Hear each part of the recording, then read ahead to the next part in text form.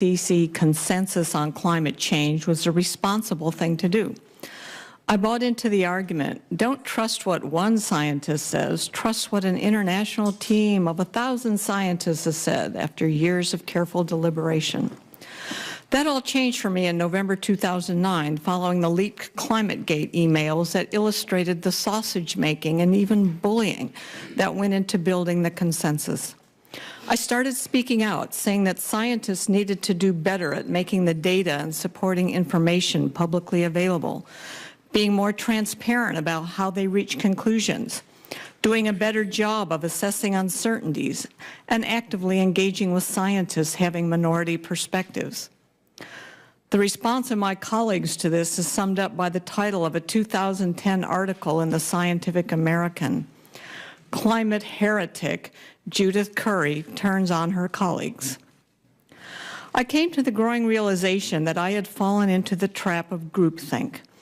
I had accepted the consensus based on second-order evidence, the assertion that a consensus existed. I began making an independent assessment of topics in climate science that had the most relevance to policy. And what have I concluded from this assessment? Human-caused climate change is a theory in which the basic mechanism is well understood, but whose magnitude is highly uncertain. No one questions that surface temperatures have increased overall since 1880, or that humans are adding carbon dioxide to the atmosphere, or that carbon dioxide and other greenhouse gases have a warming effect on the planet.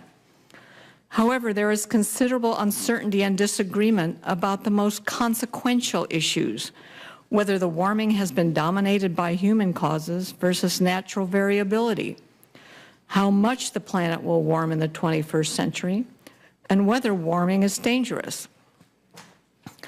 The central issue in the scientific debate on climate change is the extent to which the recent and future warming is caused by humans versus natural climate variability. Research effort and funding has focused on understanding human causes of climate change. However, we have been misled in our quest to understand climate change by not paying sufficient attention to natural causes of climate variability, in particular from the sun and from the long-term oscillations in ocean circulations. Why do scientists disagree about climate change? The historical data is sparse and inadequate. There's disagreement about the value of different classes of evidence, notably the value of global climate models. There's disagreement about the appropriate logical framework for linking and assessing the evidence. And scientists disagree over assessments of areas of ambiguity and ignorance. How then and why have climate scientists come to a consensus about a very complex scientific problem that the scientists themselves acknowledge has substantial and fundamental uncertainties? Climate scientists have become entangled in an acrimonious political debate that has polarized the scientific community. As a result of my analyses that challenge IPCC conclusions, I have been called a denier by other climate scientists, and most recently by Senator Sheldon Whitehouse.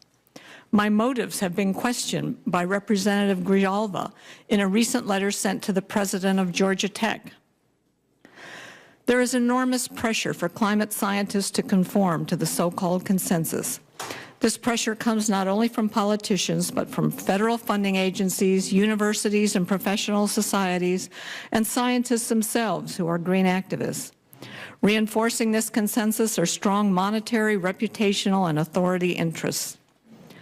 In this politicized environment, advocating for carbon dioxide emissions reductions is becoming the default, expected position for climate scientists. This advocacy extends to the professional society that publish journals and organize conference.